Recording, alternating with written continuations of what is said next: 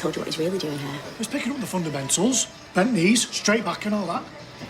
Oh, the operation. Whoa. Don't bullet before I've already got started. What's she like, eh? Undercover underworld. Well, you don't think they'd hire someone of his calibre humping around boxes, do you? I knew it. I said he'll never give it up. Detective's in his DNA. Kirk, look. She's winding you up, you muppet. I knew it. You'll have to watch these two. It'll be Bants Central down here from now on. Do you mind if I have a was? Go and have a was. Do you mind if I have a was? Go and have a was. Do you mind if I have a was? Go and have a was. Do you mind if I have a was? Go and have a was. Now I know why our bathrooms never get cleaned. I cleaned the bathroom this week.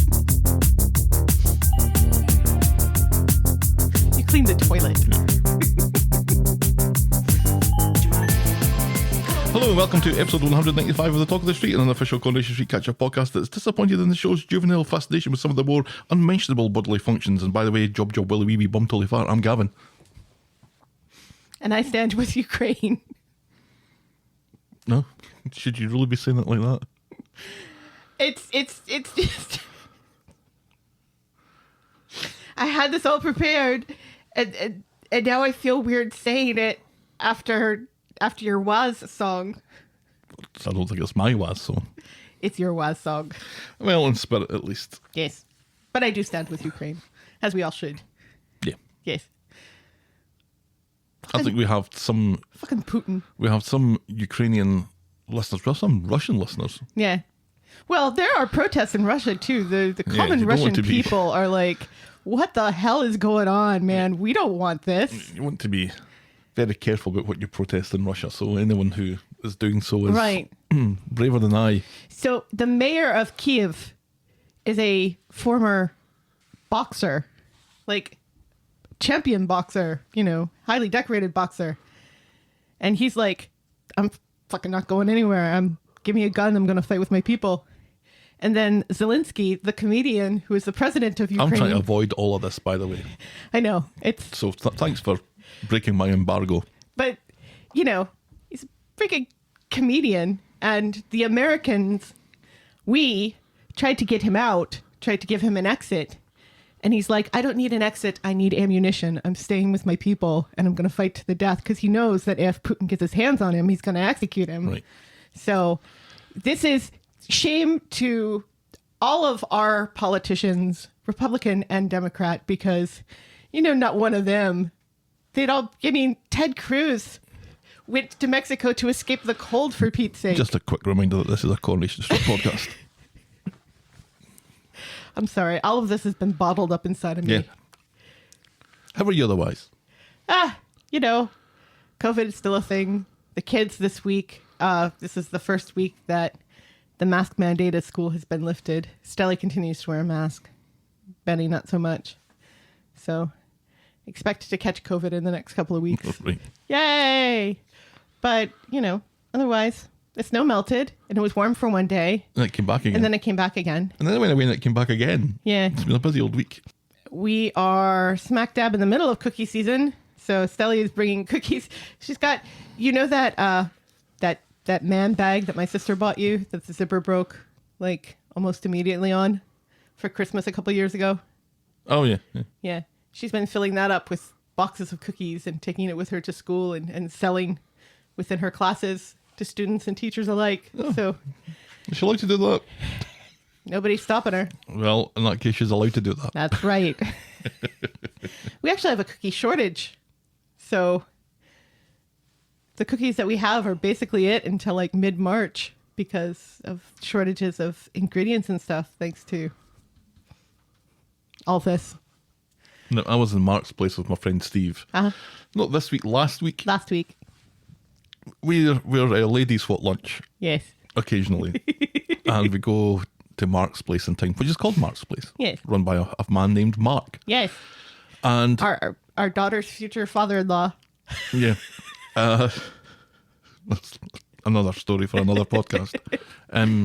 And there was people in front of me getting their soup. They did very nice soup.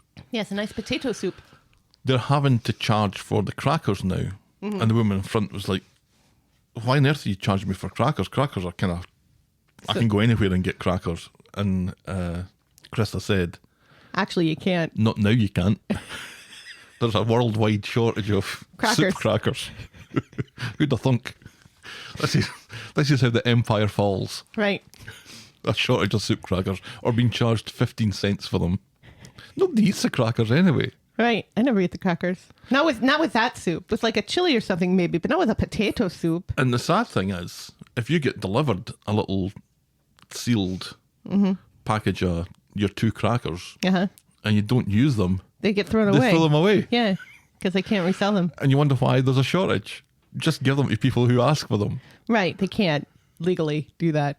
It's a health concern. No, just don't give them to everybody. Just give them to the people who want them. Right. Yes. That's what I'm saying. That's not Okay. a health concern. Right. That's, No, that's good common sense. Right. Yeah. So if you charge for them, then only the people who want them will get them. Or even So if it you're makes giving them away sense. for free. But think of the millions of crackers that are given away every day to people who don't use them, and then they're just thrown away. This is now a cracker podcast, but not See, like that. This I feel strongly about. This I will make a stand for. I'm a coward. Anyway, shall we preamble, my dear? Yes, please. Give us some of that cracking Corrie news.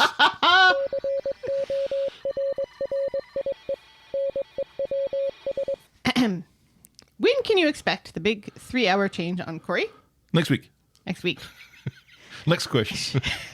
The show will now air at 8 p.m. Monday, Don't Wednesday, get me and started on Friday, this shit. beginning this coming week. I don't think it's this coming week because I think we're missing a Wednesday this coming week. I think it's only on twice this coming week because of soccer ball. Soccer ball. Mm-hmm. And the soccer ball on Monday, and then it starts And I think it's on Wednesday and Friday. We should know this. We should know this. It doesn't matter to me because I watch Coronation That doesn't mean Street to say that you shouldn't know it. on a Friday. You're at the helm of one of the world's leading Coronation Street podcasts. One of 2. Right, well, still. There was a third one for a very short while. Yeah. No, Which no, had the after best that. name out of all of us. Keep calm and Corrie on or something like that, wasn't it? It had Ken in it. Oh, no. That was the other one. Oh. That There was- was another one? Yeah. Oh. I didn't know about that. There was one that lasted for like 2 weeks. Then Oh. I'm sure it was Keep Calm and Corrie on or something like that. They still follow us on Twitter. Oh. Well, that's nice. Hello to you. Former Coronation Street What was the podcast Ken people. one called again? Like Much Ado About Ken or No, something. it was. Because they were good. They were brilliant because one of them was American. And one of them was. There was 3 of them. Right, yeah. And one was American. One did not give a fuck. And then there was like a hardcore fan. Mm-hmm. And see, that's just why our podcast works, because I am both American and do not give a fuck. But then it became on their one that the American was the one that actually did give a fuck. Right, Because he became the only one that was watching it. right. What was that called again? It had Ken in the name. It wasn't Gentle Ken, was it? No, it was something like Much Ado About Ken. It wasn't much ado about Ken. No, it wasn't, but it was like that. I need to find out. Crack on. All right. If reading is more your gig than watching soaps or listening to podcasts, first of all, what the heck are you doing here? Secondly, you're in luck, as another wartime Corrie novel was just published, written by Maggie Sullivan, entitled We'll Meet Again on Coronation Street, and it features Elsie Tanner. So go to your local bookstore and pick that up. Have you found it yet? No. No. Are you excited to read We'll Meet Again on Coronation Street? Apparently there's a whole bunch of these prequel wartime I'm novels. not really into historical fiction that much. Really? I love historical fiction. Me. Which is one of the reasons why I thought I would really like that Making History book by Stephen Fry that I'm reading right now, because it's both a sci-fi book, because it deals with time travel, and also, historical fiction, because it deals with Hitler. I can't remember for the life of me what it was called. I enjoyed it. Yeah. You can't. Finally! Canadian fans can breathe a sigh of relief as CBC has extended their contract with ITV to air Of Mice Coronation and Ken. Street. Of Mice and Ken. See, I knew it had a literary twist to it. I wasn't disagreeing with that. I was disagreeing with. That's why I said it was something like Much Ado About Ken. But of Mice and Ken, yeah. I liked them. Whatever happened to them? They stopped doing it after 30 episodes. Yeah. Where are they now? One of them's in Norway Not that I'm not stalking them. Continue. Well, that's Corrie News. Oh, I missed the last bit. About CBC has extended their contract with ITV to carry Corrie, amongst other things. Wow, we're absolutely shitting the bed today. Speak for yourself. Our mailbag. Was. Alex wrote in to say, hi, I thought I would drop on what I think isn't working with the Max storyline. There's no way to resolve this satisfyingly in my opinion. Max should go to jail, but Max isn't leaving the show, so that won't happen. If Amy does find out, she will end up being fine with him so Max can stay on the show, and having a character cause something so horrific to happen to another character can never be done well. If they wanted to do the storyline with Amy, it should have been with a disposable character, and that way Amy could get her closure. I think it's Amy's closure really the main thing that is lacking from this. Right. And was it Script to Scene, or was it Christy who pointed out that one of the sad things about Amy's storyline is that Amy's storyline isn't intended to be Amy's storyline. It's just a way to further the Max storyline. Correct. Which is a shitty thing to do with what is essentially an assault storyline. Mm. And Chloe from Nova Scotia says, your podcast needed more swearing as far as I'm concerned. What they're doing to Amy here is just awful. Who wants to watch this shit? Seriously. Not me. Deco Trash added, horrible turn with Max. Really bad. I was psyched that David was going to do the right thing, and then... He did. No. I would have felt a tiny bit better if he had not destroyed the card. That was way dumb. And then Tina wrote in to say, sweary, ranty Helen is my favourite Helen. Yes. And Connecticut, Tricia finally said, I was absent-mindedly browsing for something to watch on BritBox, probably in between visiting Dunkin' Donuts, and came across a series with an astounding number of Corrie cast members in it. Sorry not to use their real names, but yeah, that's fine by us. But the 2019 series The Bay features Evo Sharon, Our Lovely Addie, Dylan, Sean's son, ITV Corrie, Homeless Stu. I'm only on episode 4, but I'm sure if I keep on watching, I'll see Ken Barlow getting arrested or something, because it's a police show. Anyway, I just thought if any fans want to watch something, maybe they'll want to check it out. Thanks for all that. Yes, thank you so much. A busy old mailbag. Yeah, see, the whole prison thing, I think it was me who pointed this out on the Twitter this week. I think it was I. David went to prison for quite some time himself. You know, and we got to have a whole... That bloke with the pen on his face. Right, yeah. And the prison riot. And the prison riot over the fact that they only had one season of How I Met Your Mother on DVD. You and that joke. That's going on your gravestone. Whether you like it or not. It's Look inside your gravestone will say, for series 1 of How I Met Your Mother.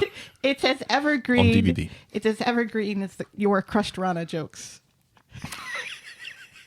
That's true. So stick that in your pipe. And I mean, Gary was in prison for quite some time. Johnny was in prison for quite some time. Faye was in prison for quite some time. We can put long-standing characters in prison. I mean, there are long-standing characters that we haven't seen Sally was in over a prison. month. Yeah. Yeah. DJ was in Kelly prison. was in prison. You can have somebody go to prison and then we don't see them for a while and then they come back, or we see them occasionally when people go to visit them. It is possible to do and not be disrespectful to all of your viewers who actually were assaulted and had to hear somebody say, oh, well, we don't want to ruin this boy's life. And now we'll podcast for coffee. Yes.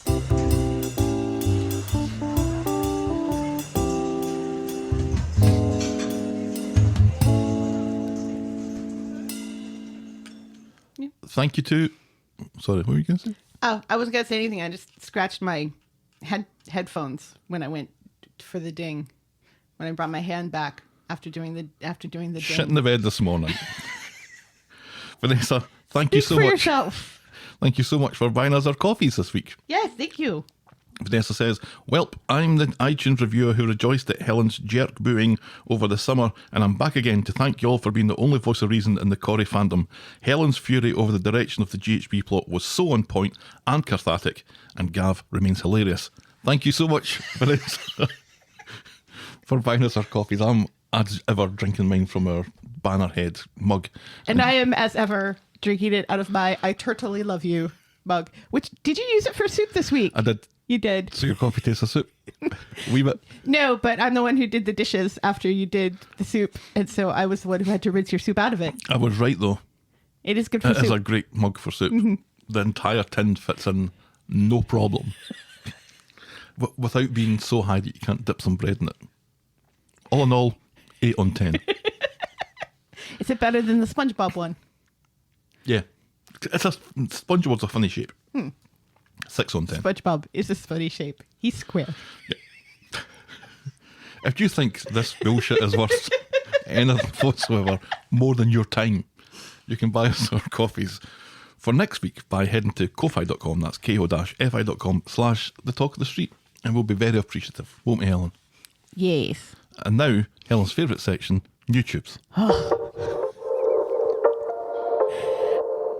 just don't like the theme song. It's like from a 1980s sci-fi movie. Which is what it's meant to sound like. So, job done. 9 on 10. This is a section where we talk about what's new in our YouTube channel this week. We've got the regular stuff, last week's podcast, and my 3 favourite bits from the 3 episodes this week. And we have a new Corrie life story added, this time focusing on the life and times of Maxine Peacock, so beloved that she has a bench. If that tickles your fancy, head over to youtube.com/the Talk of the Street podcast, smash that subscribe button, and take a sturdy wrench to the face of that notification bell. And now, this. So violent. Very aggressive imagery.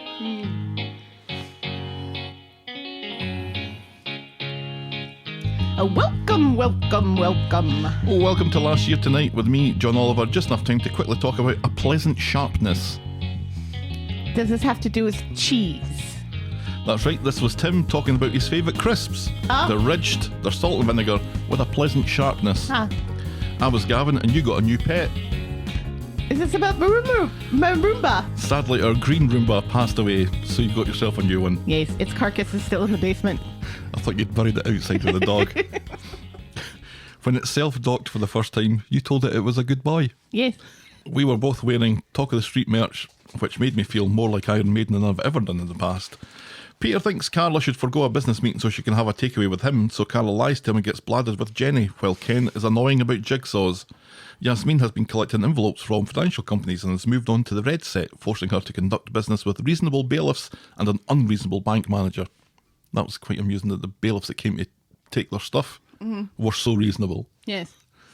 Despite having a perfectly serviceable sinkhole in their back garden, Gail stores her dead father's wicker casket in their living room. New face on the block, Ronnie, doesn't do very much this week other than give Paul the nickname Knickers. Dev. Which then he never uses again. Yeah, that never caught on. No. Dev and Mary decide that there's no better way to prove that they're cool with Asha seeing Nina than with French movies and Cauliflower Wellington. Yes. French movies about lesbians, specifically. Gary is finding it increasingly difficult to keep a near-delirious Johnny safe from his fellow inmates. Leanne employs the services of a Derek Pecora lookalike to contact Oliver, but Toya looks to have the measure of the medium. Tim's mum buys a chicken. Sam discusses probabilities. Jacob fashions the largest joint in Christendom. Our moment of the week was Asha and Nina and the portrait of a lady on fire. And our boring moment of the week was the whole Johnny on the inside storyline. Have you seen Portrait of a Lady on Fire? I don't think I have, and I was thinking that just as I was writing that out. I still don't think I've seen that. I still don't think I'm sure I know what it is. Is it a picture? Or is it a moving picture? Or is it something else? Yeah, one lady is hired to paint the portrait of another lady and they fall in love. It's a fantastic title. It is a fantastic title. We have some movies coming up this year that have fantastic titles. Like Everything, Everywhere, All at Once, which we're both excited to see. It's one with Jamie Lee Curtis and Michelle Yeoh. And Studio 666, which I'm going to see today. Yes. Is it Studio 666? Yes. It's what's the name of the band? Foo Fighters. Yes, it's Foo Fighters. You couldn't remember Foo Fighters. This is going to be a long morning. I haven't had a full cup of coffee yet, and I was embarrassed to ask you. But I did it anyway because I love you and I know you'll love me no matter what, even if occasionally I forget the name of the Foo Fighters. I think it's Foo Fighters in Studio 66 is the full title. I thought it was Foo Fighters : You could be right, because Foo Fighters : doesn't make an awful lot of sense. Yeah. It looks amusing. Yes. and I will not be attending with you, as I will be attending a symphony orchestra concert of Mozart and Beethoven. Yes, you'll be drinking your tea with your pinky stinking out. Yes, I will. Did I say stinking or sticking? It's sticking out, but you said stinking, and that's more amusing. There we go. Yes. With your stinking pinky. Shall we dive in, my dear? Never mind. Our first storyline this morning is a fistful of grannies. Yes, Gav is now blushing. On Monday, Linda drops in on Chesney early doors to find a house full of screaming kids and laundry everywhere. She offers to take Joseph to a special half-term activity thing, and Gemma bites off her hand. Joseph, Granny Linda wants to take you somewhere. Yay! Get out of the house. While she's waiting, And- Linda... Oh, never mind. You're going to say she's going to help with the laundry. Yeah, she walks in and starts folding clothes as a suspicious Bernie comes in and wants to take Joseph round a tour of free parks. But Joseph has bigger plans with Granny Linda. Smell you later, says Joseph, and he and Linda leave, putting Bernie's nose out of joint in the process. See, like right away, these people are so unreasonable with her. She hasn't seen her grandson in forever. Which they say is her fault. Right. And he hasn't seen this grandma in forever. Who he used to live with. Yeah. Whereas he sees them all the time. Mm-hmm. It's very nice of her to just start folding laundry. That's fine. Because it's all kid laundry. It's not like she's folding Bed sheets. Bernie's bras. Bed sheets. So, like, right away, they're so unreasonable with her, and it makes me sad. Ben announces to the surprise of no one that she doesn't like Linda. Gemma points out that Bernie is jealous of Linda and her genuine handbag, and that Bernie doesn't like the lollipop lady and she got an OBE. She tells her mum to play nice. What lollipop lady are they talking about? Lollipop ladies get OBEs all the time. What is a lollipop lady? It's the lady who sells lollipops. What is a lollipop lady? A lollipop lady is like a school crossing guard. Oh, okay. But they're Because the sign looks Their like sign a looks like a lollipop. big lollipop. All right, okay. So it's a crossing guard. it's a lollipop lady. Which is not as fun to say as lollipop lady. Right. That So the- makes so much more sense now. I was like, who is this lollipop lady and why did she get an OBE? I'm watching the scales literally fall from Helen's eyes. Joseph and Linda get back from their activity thing. Joseph heads off to get changed, but Bernie puts the kibosh on that to the quads of the scoots, so they're to be moved into Joseph's room so they don't catch anything. Linda worries where... Actually, I think it's the two that have got the scoots that have been moved into Joseph's room so that their two won't catch anything, because it's a little worse than it could have been. Right. Linda worries where Joseph is supposed to sleep and doesn't think much of Bernie's suggestion of his outside den.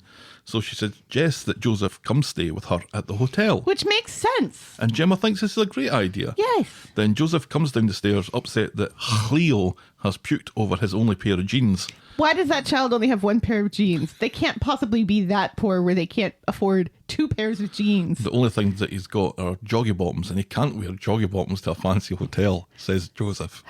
It's adorable. It is cute.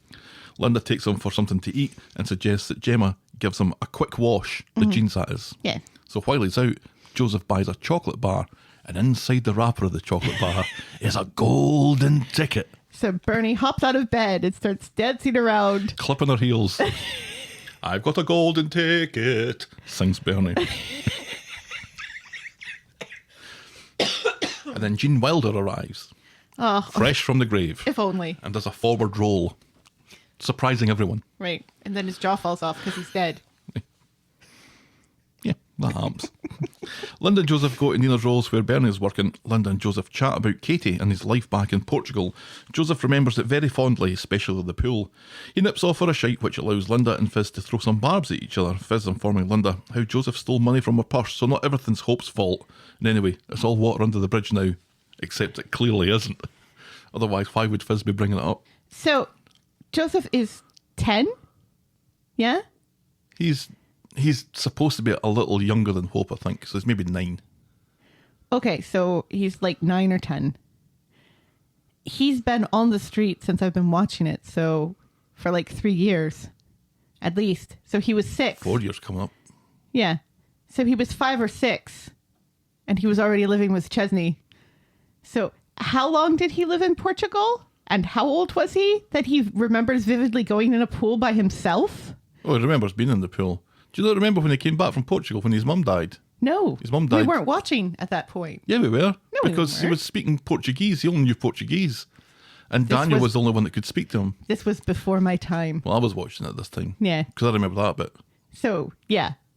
So he was like 5 when he moved to the street. And yet he's reminiscing as Stop. if You, He spent- you leave that wee laddie as alone, if he you. was in You school, bully. as if he was in school for years, and remembers fondly his summers out by the pool. Because Linda talks about it like he was in that pool by himself, splashing around. You know, the way she's like, "Oh, we can never get you out of there." And the way adults treat Joseph, it wouldn't surprise me if they just threw it. It's probably a wee paddling pool. It's not like Olympic-sized swimming pool. Well, no, but It's not the ocean. No. You settle down. Linda gets back home and has a word with Chesney about Joseph stealing money for the school trip. She's worried about Nana Bernie's influence. Joseph isn't getting attention he deserves and suggests that he moves back to Portugal with her. This would help everyone out. Joseph was a ray of sunshine when he lived out there before, and now look at him. Chesney that was like 5 years ago. Chesney, you've made that point. Chesney tells Linda to get the fuck out while Gemma sits on the stairs and eavesdrops. Outside, Bernie has already caught wind of this and accused Linda of trying to steal Joseph. Linda insists that she's just trying to help. Chesney and Joseph come out, Joseph desperate to get to the fucking hotel and away from all of this. And as the adults squabble, Linda asks how Joseph would feel about living in Portugal with her. And so he's quickly hustled back into the house while Chesney and Linda go off for a chat. Poor Joseph. In Nina's roles, Linda apologises for asking Joseph outright, but she fell under attack from Bernie, which she absolutely was, and she challenges Chesney to ask Joseph what he wants to do. And all of this could be very easily solved if they just sat down and had a conversation, and Chesney said, I'm his dad. I don't really want him living full time with you, but maybe we could do something where he could spend his summers with you in Portugal. That would give us a break. You would get time with him. We would get time with him. Everybody's happy. But no, everybody has to go on the defensive and start throwing fisticuffs at one another. Chesney looks like he knows what the answer to that question would be, so he tells Linda that she smells and he runs away. Back home, Gemma tripping over a brick. tells Chesney that Linda isn't a monster and maybe she has a point. This is tough. Joseph overhears Gemma talk about how she and Linda are worried for Joseph after he ran away and that she suspects he'd have an amazing life in Portugal.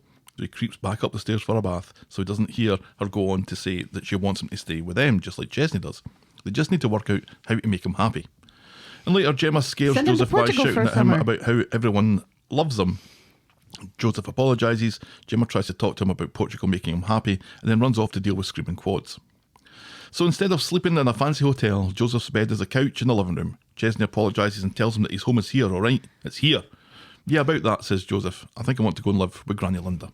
The whole not allowing him to go stay at the hotel for one night. Yeah, why are they punishing him for that? It's freaking ridiculous. Yeah, because it is punishing him, and it's also reinforcing why he would want to go and live with his grandmother in Portugal. Yeah, so instead of... He would never have to sleep on the couch. So he's sleeping on the couch because there are kids shitting everywhere in his room, and he doesn't have a door in his room, so Chesney has to say the words knock knock before he walks into the living room. Well, he's just lying there in the middle of the room. It's awful. He should be in the hotel. Right, yes. Chesney is a bad dad. So on Wednesday, it's chaos at Chesney's. There's a doll getting stuffed in the kitchen sink and shit all over the upstairs floor, and that's just Bernie. Ches has a word with Joseph, promising that he'll do better to ensure that they don't forget about him, and asking him to reconsider moving to Granny Linda's luxury villa in sunny Portugal. Fuck my life, says Joseph. Linda goes into Rovers for a word with Gemma. They get to bickering about Gemma's supposed preference for her own biological kids, which leads to Gemma blurting out how Joseph wants to live in Portugal, but fuck that, he's staying put. And this is all Linda needs to hear. Right.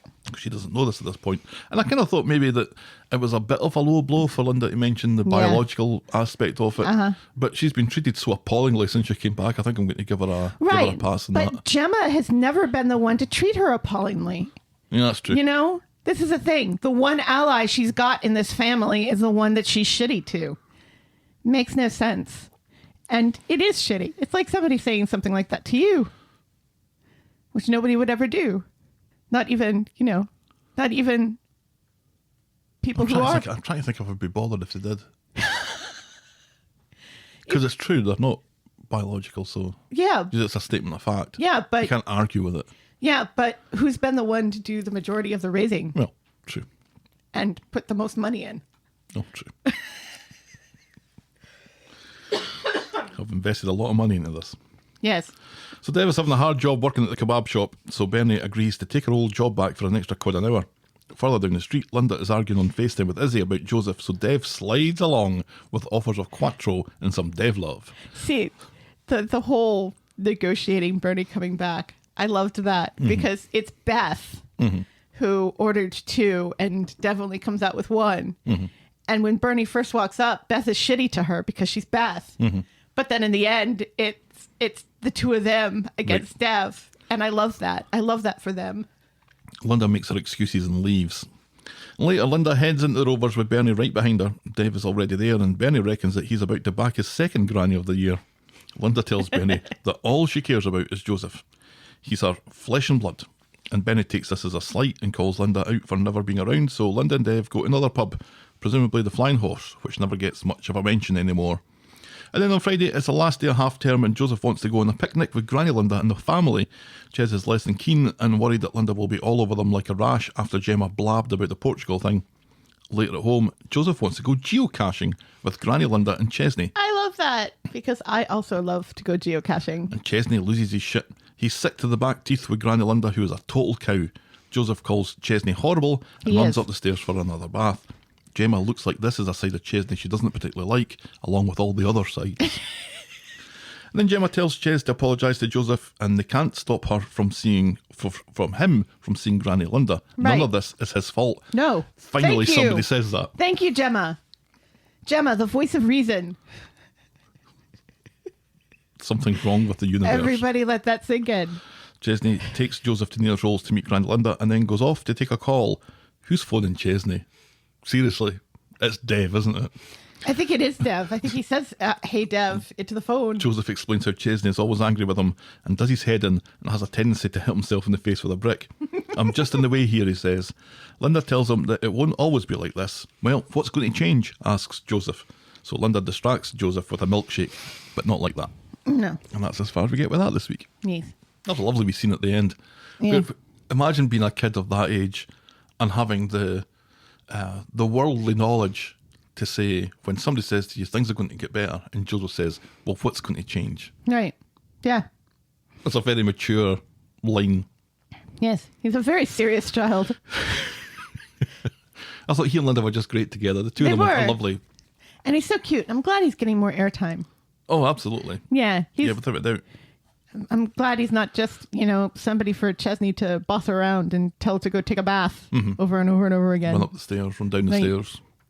And I mean, that's the thing. Things will change because everybody will get older and then it will be much worse. Can you imagine when those quads are teenagers? In that house? Yikes. Five teenagers in that house. Well, actually, Joseph will probably be out of the house by then. Yeah. But, it was nice to see Izzy on a phone, at least. So that was nice because you forget that there's a connection between Izzy and Chesney. Yeah, you think Izzy's away somewhere. Right. Instead of stuck in her house. Right. Sewing knickers. Is she still doing that, do you think? Yeah. Remember they had that whole thing where they They organized did have this that thing. and dealing with her neighbor.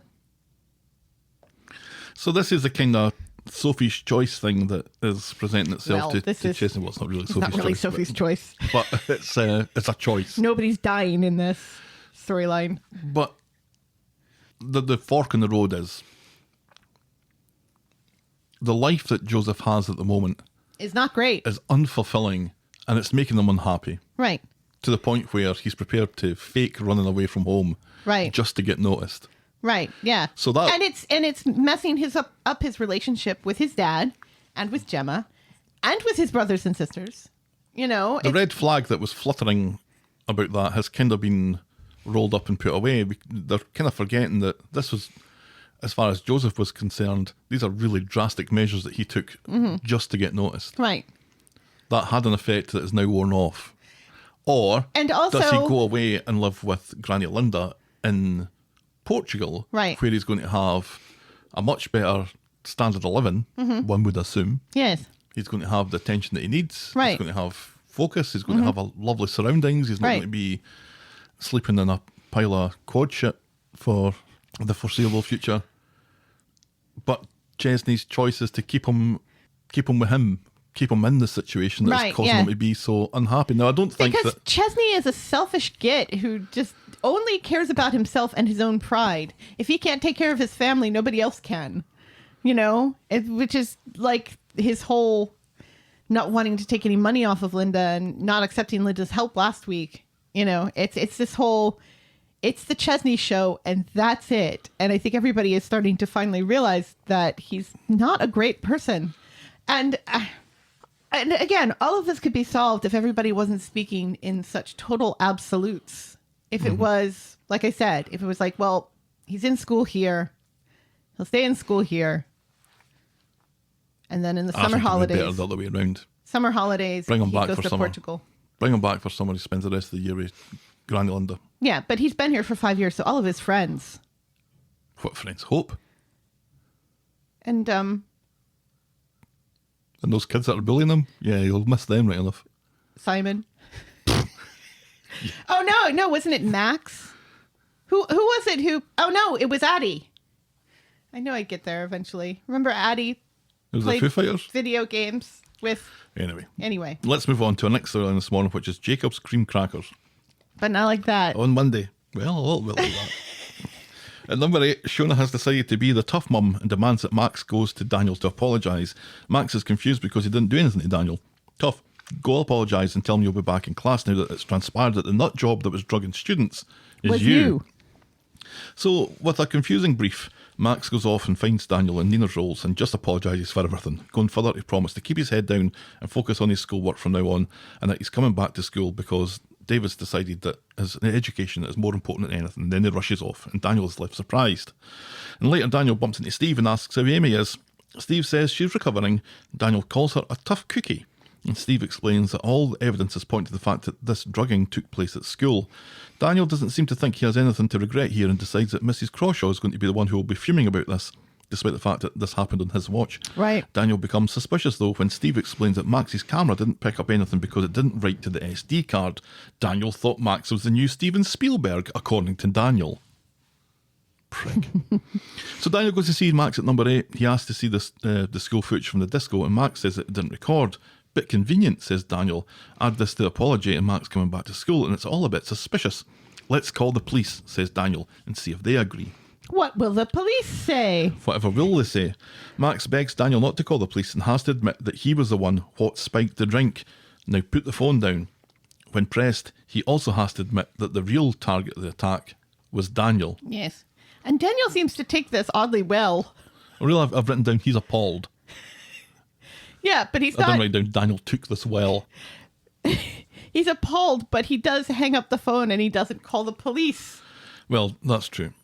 Daniel says that Amy is scared to leave the house now.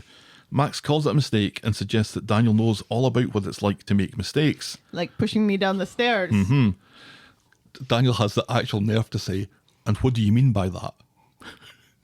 Well, there was the one time you pushed me down the fucking stairs. He asks if Daniel thinks he deserves prison for this, and this is too much for Daniel, who quickly leaves. Later, Amy meets Daniel in Nina's roles and says that she's feeling better.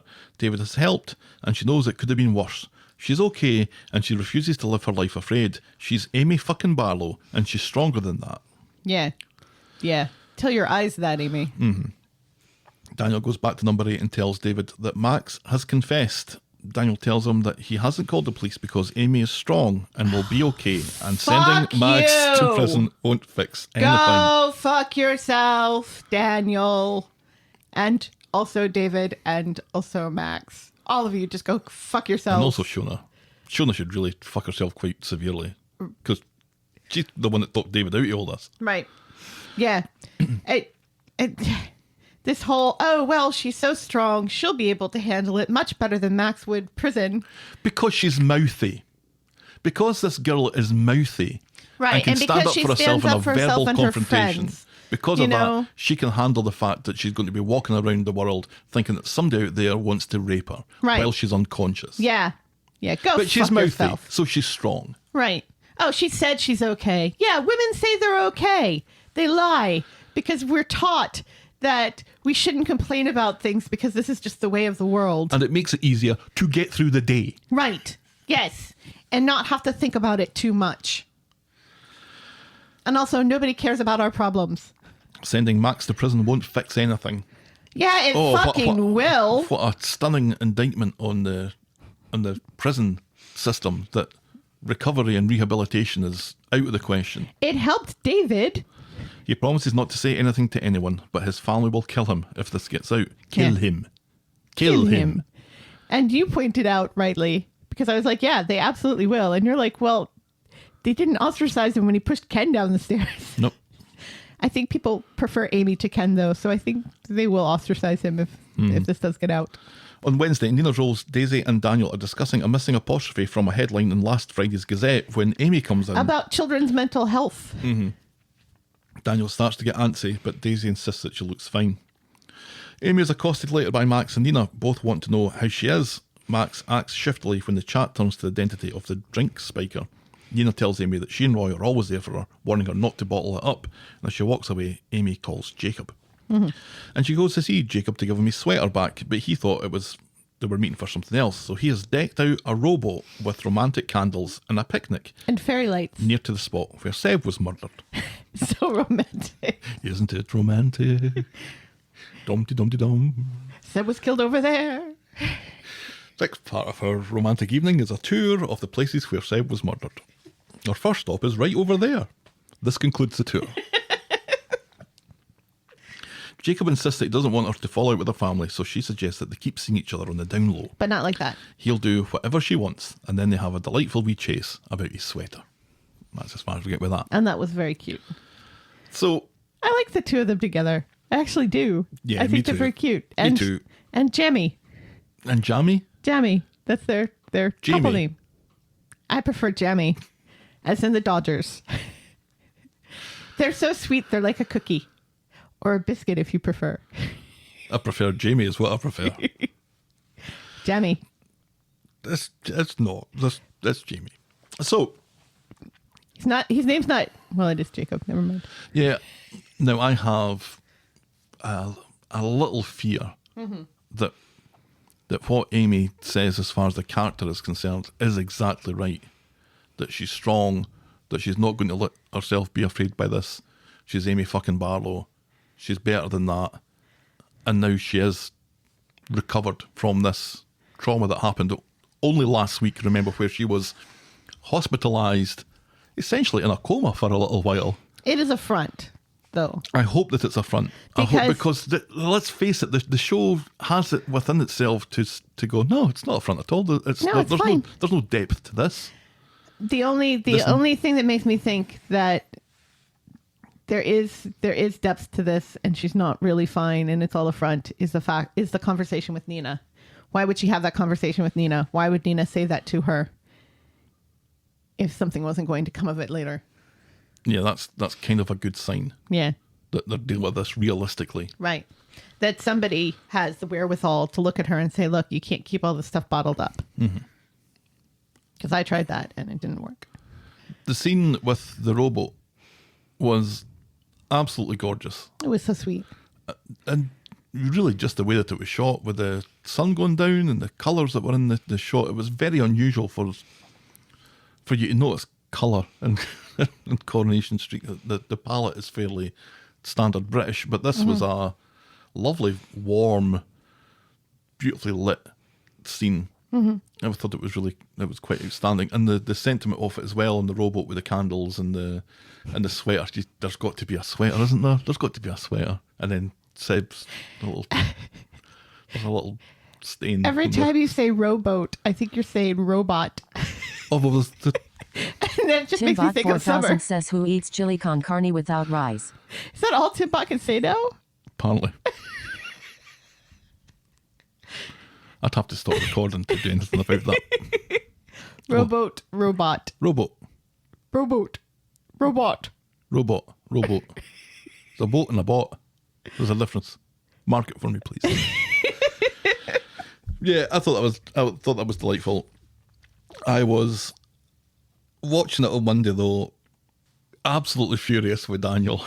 Like, I need more reasons to hate Daniel, right? Right. But this was happening just at the same time as Joseph was talking about going to Portugal, and I'm like, you all can just fuck off to Portugal as far as I'm concerned. This is Take just Amy with you. Everyone go. Granny Linda, take Everyone Amy with go, you. and leave Daniel and David And Chesney and Max and Ken, just because. And Lydia. Yeah. Although there was part of Fucking that. Lydia, Linda, Jake, Jacob, Joseph, Johnny, We need a Lynn George. to go with Lydia and Linda. And a Glenda. Billy's brother's name is Lee. Mm-hmm. Billy and Lee. Billy Lee. Billy and Lee. Billy and Lee. Billy Lee. You'd say Lee and Billy, wouldn't you? That's the way Is round that about that. better? Lee and Billy? Billy and Lee? Yeah, Lee and Billy's better. What is wrong with those Mayhew parents that they named their children Billy and Lee? Probably William and... Lee's short for Charles. Is it? Yeah, I've done you a couple of Lees that were actually Charleses. Like Charlie Lee. So it's William and Charles. Right. So It's they're very regal. So they're royalists. Billy's parents are royalists. Yeah. Billy's gay. And Lee's a junkie. Yeah. That worked out well. It did. Right, let's move on before we say something that's going to get us sent to the tower. It's too late for that. Right. Our next storyline this morning is Camper Van Kev-Hoven.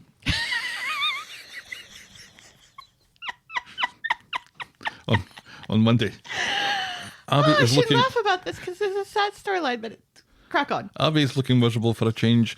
Kev comes home with news of holiday plans to celebrate Jack's adoption tomorrow. They're off to Bridlington. No, me neither. Apparently it's on the other coast. Ooh.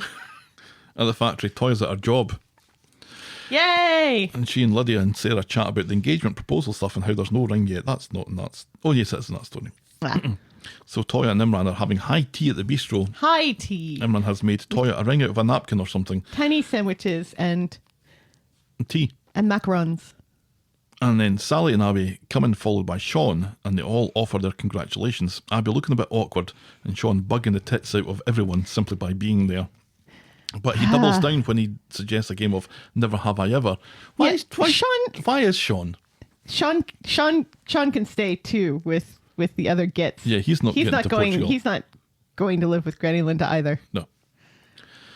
See, and that is Never Have I Ever an adult game. This is a game that the girls play when we're driving Sean. to camping trips. Sean. And it's like, never have I ever eaten a pickle sandwich. And yet Sean is trying to make it dirty. Yeah. It's truth or In the- dare is in the dirty. bistro. Not never have I ever. Yeah, and he's like shouting to everybody in the In the bistro bistro. who's just trying to have a nice evening out. Debbie should be... I'm sorry, sir, you're going to have to leave. She should. Where is Debbie? He goes on about this long enough for everyone to tell him to go fuck himself. Abby storms out and Sally falls behind, reckoning that she knows the signs that Kev has been cheating. Upset, Abby reveals that she was the one what cheated, and Sally makes that surprised face she does, and then stomps away when Toya comes out. On Wednesday, Abby is sending texts to Sally when Kev comes in wanting to know about the road trip. Abby has paired the playlist to the stereo, which is an important point, so let's all acknowledge it now. Yes, an important point for people who don't understand how technology works. She was up early, which she puts down to the nerves ahead of the adoption hearing thing today, so Kev drags her to the bistro for a special breakfast. Kev has got his hands on a I camper didn't know van. the bistro did breakfast. It was a special breakfast that Debbie was doing just for them. Oh, It has all the latest mod cons, a coffee maker, and a very plot-important Bluetooth stereo that we should all note. Abby nips off to see a passing Sally and begs her not to say anything to Kev. Sally hasn't made up her mind what to do, but seems to thaw when she learns about Jack's adoption thing. it was nice to see James. Yeah, then For Kev's once. camper doesn't start. Oh, pig's tits, says Jack. Yeah, because he remembers that his dad's got a camper van much better than It's this much camper nicer. van. It's much more posh, thanks to Ronnie's money. At the court, Abby nips out to badger Sally some more, but gets her answering machine, and once again she begs Sally not to tell Kev. Later, the judge decides to get some advice on Abby's junkie past before making his decision, and he adjourns for 3 weeks. Abby's solicitor, who gets paid by the hour, tells him that they're making progress. Kev thinks it's all worth it in the end. This is ridiculous. I would have thought they would have done this investigation and had these reports right already. And also, she's already living with the child. She's already married to the child's father. Yeah, she's not a random junkie that just wants to adopt right. Jack. The child's mother is dead. Yeah. Isn't she? Yes. Yeah. Yes. She's one of the dead mothers. So, wait, That's a great band, by the way. the dead mothers? Yeah. Yeah, much better than the dead presidents. This should be an open And and the Grateful Dead. shut case. Back in the street, Kev tells Jack how the hearing went and asks him to go easy on Abby, who seems to be taking it hard. But not like that. Kev has got the camper running and is playing banging 90s tunes as he tinkers with the engine. Abby goes round the corner when Sally calls and tells her that she won't be telling Kev as it'll break his heart, and predictably the call has played through the camper speakers because of the Bluetooth thing. Right, yes, because the writers of Coronation Street don't understand how technology works. Oh, it does work like that. it should not pick up. You have to, especially since music was playing already, it shouldn't pick up automatically. I can sit here and have music playing on my phone and you're out. And when you come back, it stops playing because it connects to your stereo. That's happened before. That shouldn't have ever happened because I don't ever have the Bluetooth on. It doesn't matter. It pairs with it, and it thinks that you want to play it in the stereo because it's near the stereo. I've switched it off, but it has happened. So I was quite, I'm believing this, kinda. So where did we get to? Yeah, so the call plays through the camper speakers. Kev is not amused. What's going to break my heart? He asks. What have you done? So he always quickly jumps on what she done. Right. Yeah. This is the part of the storyline that I hate the most. She admits that she cheated on him, and he presses her on who with, guessing at Tez, and for some reason, Abby decides to invent a brand new lie to replace the old one, and agrees. That it was nobody, that it was just a... Oh, no, wait, that was Imran's lie, that it was just a nobody, that it was just some random... I don't know why Abby doesn't go along with that and just say it was a nobody. Because now Kev says Tez a lot and wanders about telling people it was Tez. And this is eventually going to get back to Tez, you would think. He's going to say, no, I didn't. You would think that this would be the part where Kev would jump in the camper van, drive to Tez's house because he knows where Tez lives, and beat the crap out of him. Well, I knows that Tez is. And Tez would beat the crap out of him. There you go. They would beat the crap out of one another. And then Abby can go on to marry somebody much more age appropriate. Kev storms off in the camper van.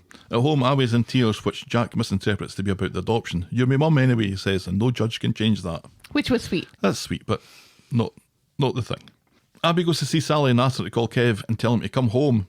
Sally tells Abby that Kev will come round, but he needs time. He's done worse himself. He's the best thing that's ever happened to me, sobs Abby, while Seb turns over in his grave. Right. And the twins, Romulus and Remus, immediately cancel their Easter flights to Manchester. While they chat, Kev starts banging on the door, but not like that. Abby! Abby! No, Sally! Sally! Abby! Abby! Sally! So now Kev thinks that Sally and Abby are in cahoots. Obviously worried that Sally has told Abby how he cheated on Sally with Natalie Barnes while Sally was off taking care of her sick mother, or how he cheated on Alison on the eve of their wedding day by sleeping with Sally, or how Kev slept with Tyrone's ex, Molly Dobbs. Thankfully, Sally has chosen not to mention any of this. Well, because it's common knowledge. She already mentioned it earlier when she thought that it was Kev who had cheated on her because he has form. Yeah, well, these are the specifics.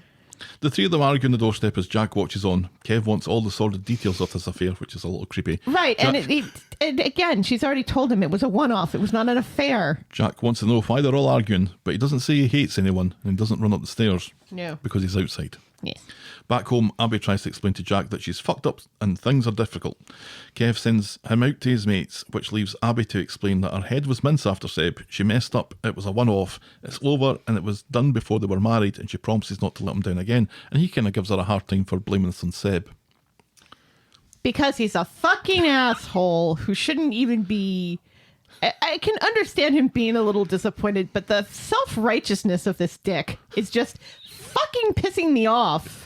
Because how dare he? How very dare he pull this double standard shit with her, who has never cheated on him except for this one time when he is a habitual cheater on all of his women since the beginning of time. Yeah, but he doesn't count them because he hasn't cheated on Abby. Right, yeah. And it also doesn't count because he's a man. That's right. How dare she? How dare a woman cheat on such a fine specimen of a man as is me a Kev, sandwich. Bitch. She still wants to go away, get away from here, clear their heads. She goes for a walk, telling him that if she comes back and she sees the camper still there, she'll know that he wants to try. And she leaves, asking for a chance, while Kev trembles with rage. Fuck you, buddy. Abby comes back from her walk and sees a camper, so thinks that Kev is giving her that chance. But Kev isn't giving her that chance. No. He was just hanging about to shout at her some more. This isn't going to work, he says. He's leaving with Jack, and when he gets back, he wants Abby to be gone. I can never forgive you for this horrible thing you've done to me that I have done to countless women in my past. Kev wants her to be gone. Gone? Asks Abby. Gone, says Kev. Which brings us on to this week's hard debate.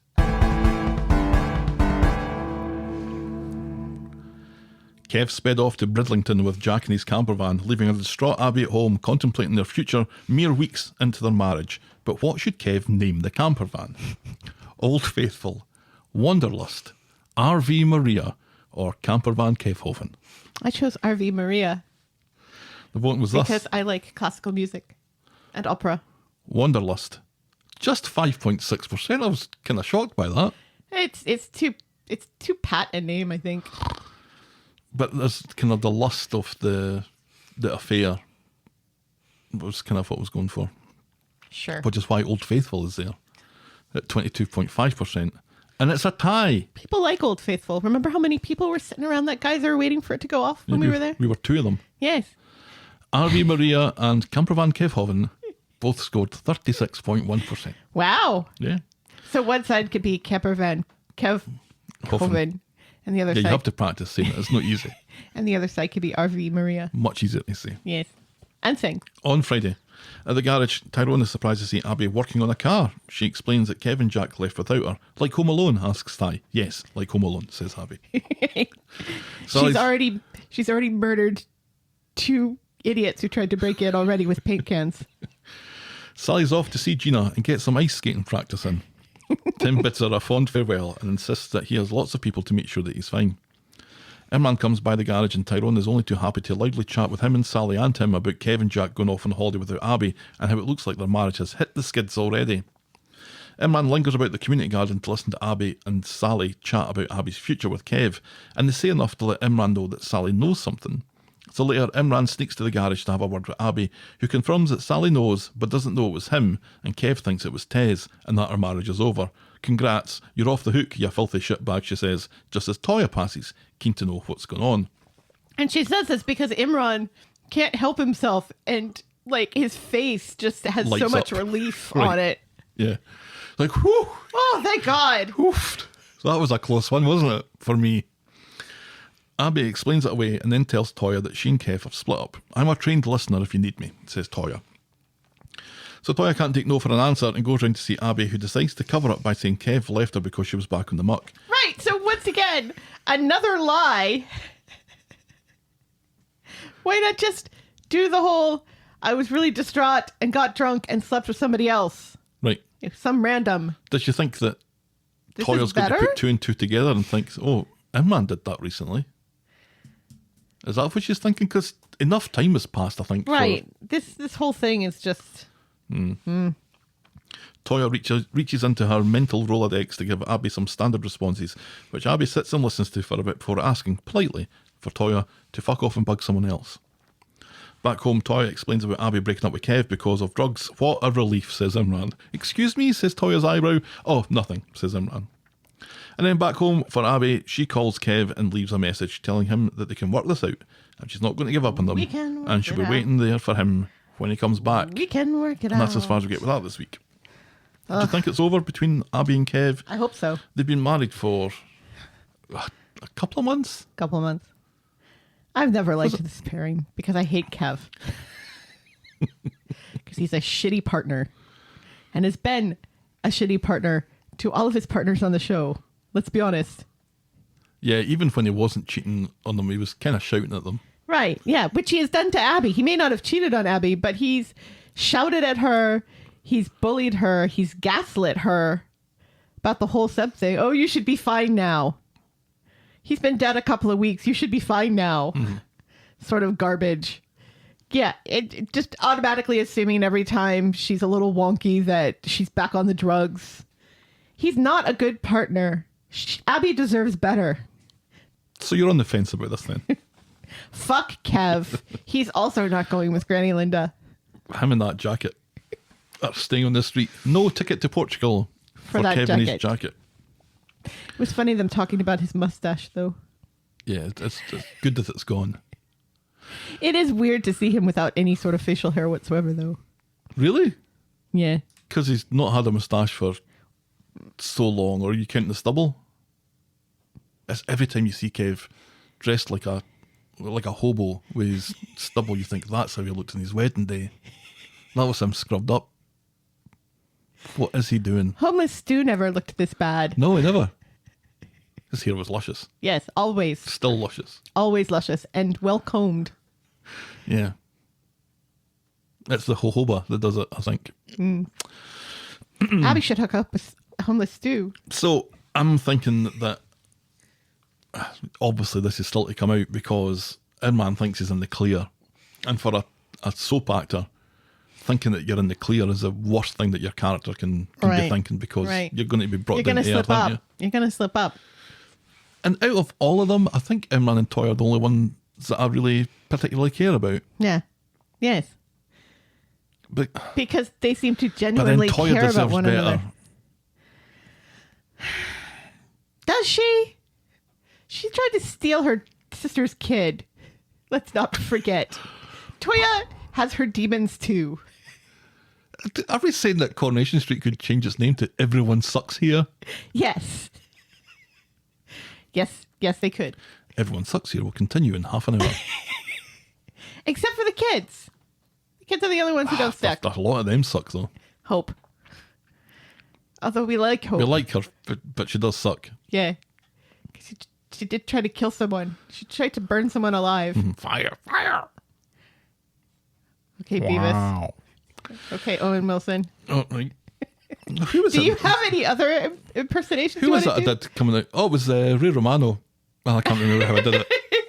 It's all in the nose. not. Yeah, it's a very nasal, but it's not that. Because I was watching yet another Ice Age movie. I think I managed to say Robert quite convincingly in Ray Romano's voice. Let's move on then to our next storyline, which is Breakfast Stew. On Monday at Speed Dial, Homeless Stu is worried that Yasmeen is overpaying him and insists that he wants to start paying rent. Homeless Stu is the most wholesome of all characters here. And honest. You've paid me too much, and plus I want to give you more money. Yasmeen reluctantly agrees, but wants Stu to spend his money on him. He's earned it after all, she says, and Stu is chuffed. So In he the goes and Rovers, buys himself a hat. Tracy announces like, do you know, I've got this money burning a hole in my pocket. I'm going to go buy a page boy hat In the Rovers, Tracy announces that Ken has got her a wine tasting thing, for Christmas. It's just arrived in February. and she'll be having a soiree tomorrow. In comes Homeless Stu, thrilled to throw about his wage, and he learns about Ken's present. Tracy is horrible to Jenny and to Homeless Stu and gives Stu her unwanted wine because it tastes like horse piss, but is better than meths and tonic. Yeah, because it's American. Mm-hmm. American wine sucks, according to Coronation Street. Never had a Californian Chardonnay then. No, seriously. So Stu and Jenny talk about Tracy and their snobby ways, and Homeless Stu reckons it's about time someone brought her down to earth. Yeah, good luck with that, says Jenny. So on his way home from the pub, Stu noisily steals a wine package from Ken's doorstep, and off he goes with it. On Wednesday, Homeless Stu comes round the corner to find Ken telling Dev about how he's manually corrected all the missing apostrophes in last Friday's Gazette. Dev seems to have taken a consignment of shite wine and is furious. Oh, no, that's the American wine. Until Homeless Stu offers to take it off his hands, conveniently. You know what you never hear of? British wine? Yeah. It is a thing. English wine is a thing. I haven't bet ever it had it. sucks. How much sunshine does Britain get? The south of England gets its fair share. Because the south of England is essentially the north of France. That's true. Still, California. Have you heard of it? Even our Michigan wine isn't too bad. Like the cherry wine that they make up in Why are you Traverse getting City. so upset about this? Because it's like, It's not as if you drink any of it. well, I used to. I'm just USA. That's what it's sounding like. They're always slagging off the United States on the show. It's like I take it personally because People- they know I watch. People who suck. Why do you care? It is Speed Dial, Gav right enough. Homeless Stu is steaming, not that kind of steaming. He's steaming the labels off the fancy wine bottles and swapping them with the labels from the shite that he conveniently bought from Dev. He spins a yarn to Yasmeen, telling her that he wants to make wine bottles candle holders. Homeless Stu then loiters outside number 1, claiming to have received a delivery in error. Mary agrees to take it to Tracy. She's been invited to the wine tasting later. She invites Homeless Stu along, but he's got a half bottle of Buckfast with his name written on it, so he regretfully passes. Yes. Have you ever drunk Buckfast? Yes. You have? Yeah. We've been able to get it at World Market, I think. They have Buckfast at World Market? I think they do, or they did. No Scottish people sleep outside the World Market though, do they? Because if they did, they would. It's like a calling. Bottle of Bucket's horrid. Horrid stuff. It just sounds horrid, doesn't it? It's made by monks. Well, At number 1, Steve, Tracy. You expect better from monks. you do expect better from monks. It's not like they have anything else to do.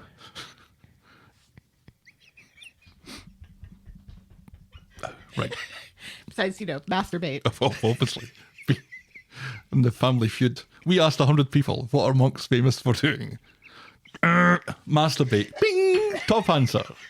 95 people said that. God, we're going to hell. 5 people said make Buckfast. At number 1, Steve, Tracy. I said Family Feud. Oh, of course I meant Family Fortunes. No, you didn't. You meant Family Feud. At number 1, Steve, Tracy and But Mary. do you mean the Family Feud with Steve Harvey or with Louis Anderson? Rest in peace. At number 1, Steve, Tracy and Mary get ready for the wine tasting. Ken's not there, which is weird seeing it was his present. Right. Mary has bought Gladys, the bottle opener. Tracy wants them to do this With by her the rules. hairy armpits. And some pen and paper for their tasting notes. I was disappointed that Mary didn't have a rabbit wine opener Oh, because of the other famous rabbit product. yes. Because Later. that would have been hilarious. We're back to the monks again. And then she accidentally brought the wrong rabbit. Later, Yasmeen finds Homeless Stu. That's never going to open that bottle. Yasmeen. Well, eventually. Well- We'll shake it loose. Later, Yasmeen finds Homeless Stu. Oh, God. Later, Yasmeen finds Homeless Stu outside the house taking delivery of something. He tells her it's a surprise for a wee work break later, and he's ordered her a new brassier, specially, but she hears something else. Yes, she does. And later, Homeless And Stu. she doesn't protest. That's the funny part. Later, Homeless Stu has resorted to form and has an old barrel fire going in Yasmeen's back garden. This is her brassier. I thought you said brassier, she laughs. Then he laughs. Then everyone laughs. Then she laughs. He pours her fancy wine into some mugs. I have glasses, says Yasmeen. And then Lydia walks by with a bag and says, "Here, you can have this one." And it throws the one that she bought on Adam's credit card. Yes. And it hits Yasmeen in the head. And then everybody laughs again. This lets it breathe, says Homeless Stu, who claims this is wine from Devs. Cheers, they say, and they clink mugs. Meanwhile, Tracy's wine list is a disaster as Steve vomits blood into a box. Tracy blames Mary for contaminating the vino, so Mary and Steve leave for some better wine at her place, and she's taking Gladys with her. Yes. On Friday at number 1, Tracy's on the phone to the wine company And she'll complaining also show Steve her rabbit. and her and hairy her other armpits, one. complaining about the shite she and her friends drank last night, while Steve gives himself a pedicure. It was hilarious. Tracy negotiates until one of Steve's clipped toenails pings her on the cheek. I love that. Let's all remember, these are two people who are still grieving a child and just had a child drugged last week. Right. Yeah, they've got over it very quickly. haven't they? Comedy! Right. Comedy toenails. Comedy toenails will continue in half an hour.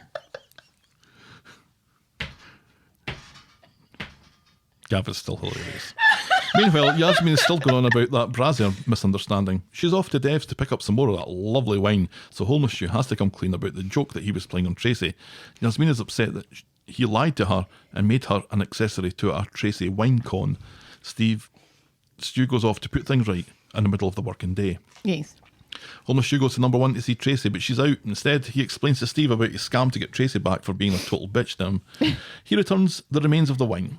Steve, seeing an opportunity for some day drinking with a formerly homeless person, invites Homeless Stu in to get wired on the vino, and Yes. Homeless Stu is only too happy to oblige. Right, yes, because Steve knows what Tracy's like. And actually, Steve finds this whole thing hilarious. That Yeah. Somebody got one over on Tracy in this way. Yeah, he approves. Yes, he does.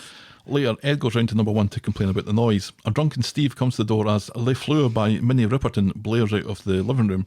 Stu shouts on Steve to invite Ed in. So Steve does. And now Ed is in on this. And Right. it seems Tracy's home as well, also pished and is moving furniture so they can have a dance. So they can break dance.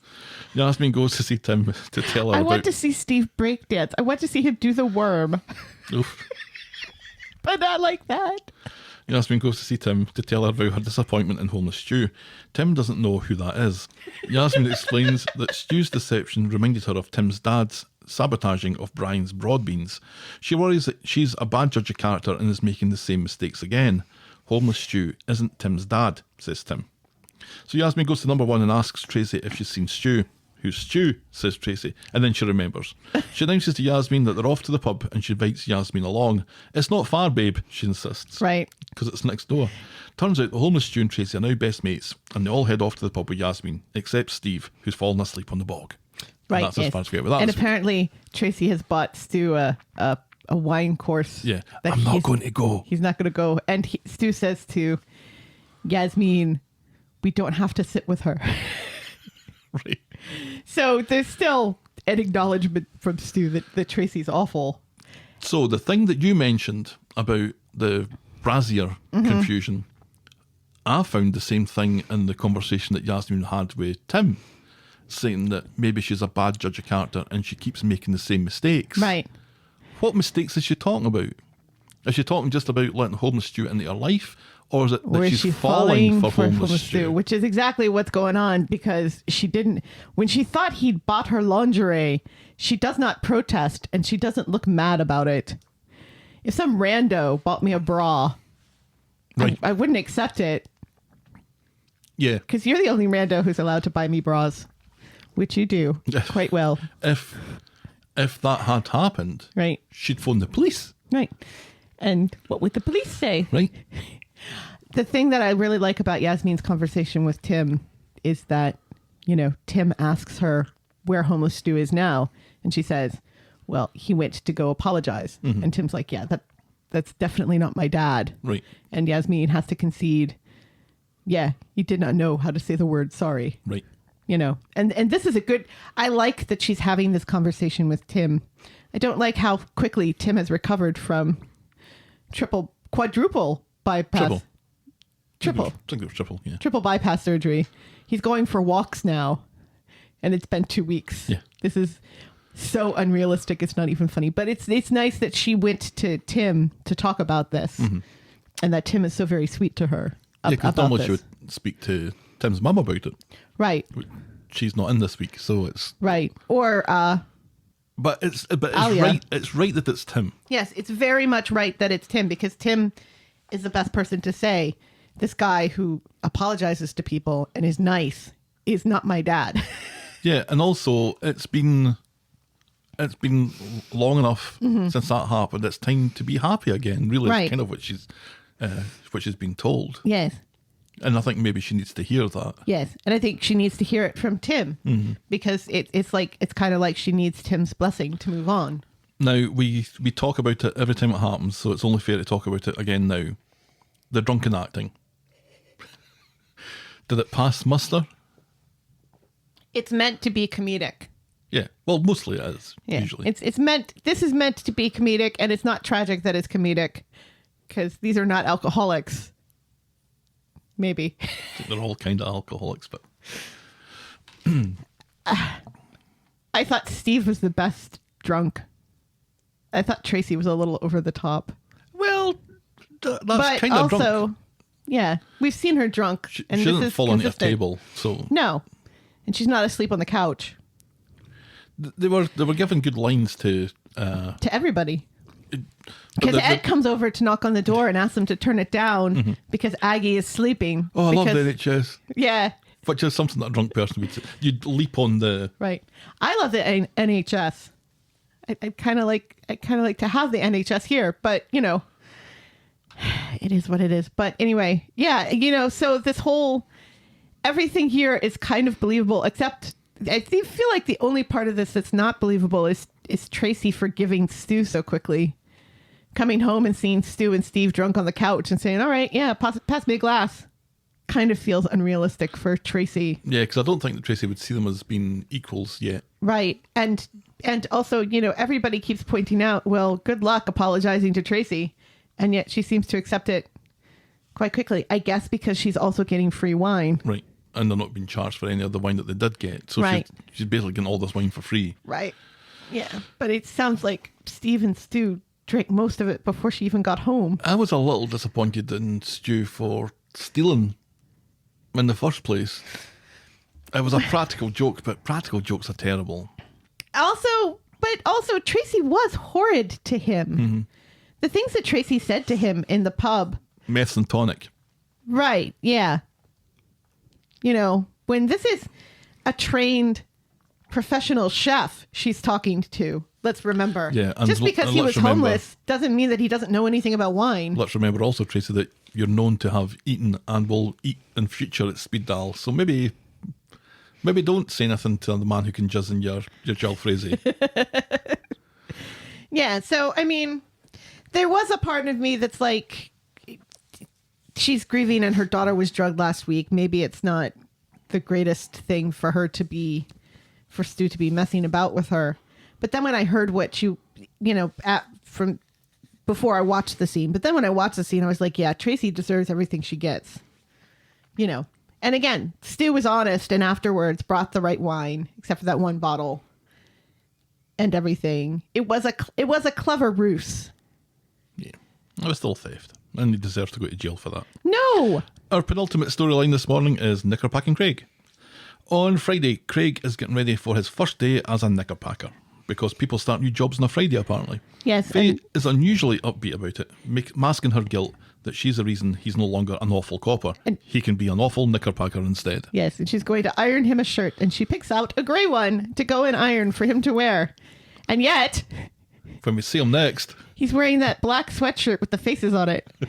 At the knicker factory, Craig's boss is his stepdad, Kirk. Lydia takes a break from being psychotic in another storyline to wind Kirk up about Craig being undercover in Underworld. It's hilarious. Or Bants Central, as Faye insists on calling it. Right. If only Lydia was like this all the time. Yeah. At the end of the day, Kirk tells Craig that, yes, you might be getting a ticket to Portugal. Instead of a crazy person. At the end of the day, Kirk tells Craig that his mum likes a chocolate finger at this time of the day, and he's But not like always that. happy to oblige. So But he not goes like off that. to do that while Craig vomits into a bucket. But not like that. How was your first day? Asks Faye. I absolutely hate my life, says Craig. And absolutely like that. Back at the flat, Faye tells Emma how worried she is that Craig hates his new packing knickers job in the factory 15 feet away from his front door with his stepdad for his boss. Some people. This sets Emma off, anxious as anything about Craig, Dead Ted's grandson, and all the other people they've hurt, like Dead Ted, who is now dead. Yes. It'll be fine, says Faye. And then Emma suggests that Craig try yoga, which I would like to see. I'd like to see Craig do a downward-facing dog, please. Or the tree pose. Can you imagine him doing the tree pose? Yeah, I can actually. And that's as far as we get with that this week. So that's Craig's job now. Packing knickers. And he's got to compete with Sean for the most obnoxious sweatshirt every day. What does Sean's sweatshirt say this week? Take it or leave it or something? Kill me, I think. Wasn't it? Kill me now. I really wish Craig had worn his why sweatshirt. Because that would have been more appropriate. This is bad news for Craig. As a character, people go to pack knickers to die, basically. Yeah. Yeah, this is bad news for someone who had a profession as opposed to a job. Right. He had a career. And I'm still not sure why the factory's making knickers. They were a distribution centre. Wasn't that what they were going to be? But then they started making them again too. Because they got bored with the distribution centre. Well, because they were once the factory was rebuilt, they were just a distribution center when they were working out of the community center. But then once they had their factory again, then they started making them again too. Oh well, but we get more mention of Emma thinking about Dead Ted's grandson, who I think was called John. Yes. So that's He's gonna come allowed to back be again, called isn't John because Johnny is dead. Right. And we need another character with a J name. Don't go through them all again, please. I had to cut It's out a wonder they didn't bring Jason back. 5 minutes of that last week. Let's move on to our last storyline this Billy. morning. Which Lee. is, no, Billy. is Oversharing Lee. Sarah. On Monday at the factory, Lydia apologises to Sarah for her bitchiness the other day and starts to sob when she explains that everything is getting on top of her with this imaginary relationship she's had with a married man for a couple of weeks. Sarah's about to leave for lunch when she sees Lydia fake crying over her imaginary and unnamed bloke. Lydia's so lost she doesn't know what to do. And it started to annoy me that Sarah keeps on saying, "Your fancy man," or "your married man." It's like, there's no name here. Right. and obviously why, but Yeah. the fact that it's gone on as long as this. And later, Sarah and Adam have been fucking each other on the couch when Sarah decides to talk about a text she's got from Lydia. Adam sighs, warning Sarah that if Lydia wanted to do something about her imaginary boyfriend, she could change her telephone number. You can do it by text now, apparently. He doesn't believe a word that comes out of her mouth and reckons that Sarah's getting too close to an employee. Which is true. On Wednesday, Adam gives new meaning to the term junk email as he sends a not safe for work pic to Sarah's Underworld account. Along comes Lydia, and Sarah decides to tell her that she and Adam have been talking about her the other night, and Adam reckons that Sarah should keep her nose out. Then she has another cheeky wee look at Adam's todger. Right, yeah. That was... Was it Adam that did that, or what? Yeah, it was Adam. I don't know why he would do that. The fact that, to her work email. Not safe for work. Don't open this at work, he says, sending something to her work email. Right. And she opens it anyway. Right. And their eyes practically pop out of her head. Yes, she likey what she sees. She says, me likey. Sean is desperate for a pish, but sees Lydia, who looks to have been crying again. Must be a day of the week with a Y in it then. He promises to tell Sarah about this on the down low to make it sound like she hasn't been fishing for attention. So Sean not like that. must tell Sarah, because next we know Sarah's chatting with Lydia, wanting to know all the goss again, which is what Lydia wants. At the law office, Irman is furious that there's been a recent spate of negative online reviews against Adam. Adam calls it racist. At the factory, Sarah confides... Right, because one of them refers to his Scottishness. And so he says, this is racist. He says to this to Imran. Imran. Right. At the factory, Sarah confides about the bad reviews to Lydia, blaming that Rory Bremner character, or whatever his name was. Right. Adam quickly pops into the factory unannounced to borrow Sarah's keys and is none too chuffed to hear Sarah and Lydia gossiping about his bad reviews in Lydia's man woes. And then we see Lydia is fucking about on her phone outside the fancy apartment and overhears an argument between Adam and Sarah about her relationship with Lydia. Adam's kind of upset that Sarah's still continuing this friendship, so Adam storms off in a huff. Right, and that she's told her all this stuff about the bad reviews and, That's it, that. Yeah. On Friday, conveniently for the plot, when the rape hotel phones Adam to let him know that the watch from Valentine's Day has been found 10 days Yes. later. How often do they dust those plants? It's Sarah who answers the phone because Adam is in the shower. Confused that he would have lost a woman's watch, she confronts him about it, which he puts down to the staff at the rape hotel being fucking idiots. Also conveniently, he was late getting home last night as he was out playing pool with Todd. Getting over being angry. It's Sarah. Todd? That was a strange one, wasn't it? Or was it on his Todd? Yeah, he was on his Todd. But he was playing pool. So that's why I thought he must be with somebody, because he's not playing pool on his own. Because, see, I had the subtitles on and it was Todd with lowercase t. So it wasn't with Todd, capital T. So who's he playing pool with? Just some bloke in the pub. Have you've played pool with people you don't know in the pub before? I've watched you do it. Yeah, but I usually start by playing somebody that I do know. And then it's a winner stays on situation. Right. So he just doesn't mention names. That's fine. Anyway, at the factory, Lydia makes sure Sarah is in earshot when she starts faux yawning at Toya, blaming being tired at staying up late all night, shagging that married man she's been seeing imaginarily. At the law office, Imran is annoyed at more bad reviews. He thinks that Adam should take a break from the practice. I'll be fucked before I step away from my own business, thank you very much, says Adam. And later, Sarah confides in Lydia about the phone call from the rape hotel and the watch. Hotels make mistakes all the time, says Lydia, and she tells Sarah to stop torturing herself and definitely don't go digging through Adam's receipts. So Sarah goes home and starts going through Adam's receipts, finding out that he spent a fortune on sexy lingerie and $60 on a haircut. She phones the hotel and is lucky to speak with a friendly member of staff who's happy to share details of Adam's room bill, including the room service of champagne and oysters, and this seems to land quite suspiciously now with Sarah. Yes, because she remembers that somebody was sick on oysters. Meanwhile, Adam is in Devs buying his most expensive champagne. Nothing is too good for my Sarah. That'll be $5.99, says Beth. So Sarah calls... Dev tries to push some cheaper stuff on him. He does. Which is unlike Dev. Sarah calls Lydia over to the flat and asks her outright if she's having an affair with Adam. Lydia confirms it, apologising but saying Adam gets what Adam wants and she couldn't say no and the chemistry was undeniable. And you know what, Sarah? I feel an awful lot better getting this off my chest. Get the fuck out of my flat, you slag, shouts Sarah. She's just become even worse now with the whole what Adam wants, Adam gets. Right. I was powerless to stop him. Right, yeah. Go fuck yourself. In comes Adam with the champers. What? He says. Sarah knows about our affair, Lydia says to him. What? Says Adam. And a confused Adam denies it while Sarah says that she's seen the evidence and Lydia thanks him for all the sex. Adam blames Lydia for stealing his credit card. You're dumped, says Lydia. Sarah finally throws her out as Adam begs for a chance to have his say. He's so fucking cheeky of her. I know. That's it. I'm leaving you forever. Thanks for all the sex. You're dumped now. If I was having an affair, would I suggest having a kid? He says. This makes no sense because none of this happened. He reminds her that he wanted them to keep their distance, and the last time that he slept with Lydia was 1,000,000 years ago back in Edinburgh. Right. This is a years in the making scam, he tells Sarah. Sarah tells him to leave. She needs space to think. And again, I don't know if that's true. If it's just the fact that Lydia just happened to be working for Gavin, who had a working relationship. I seriously thought you were talking about me. Do I typically refer to you in the third person? That's what surprised me. No, I'm talking about wee Gavin next door. All right. Wee Gavin. You know, she couldn't possibly have started working for Gavin on the off chance that... No. So... No.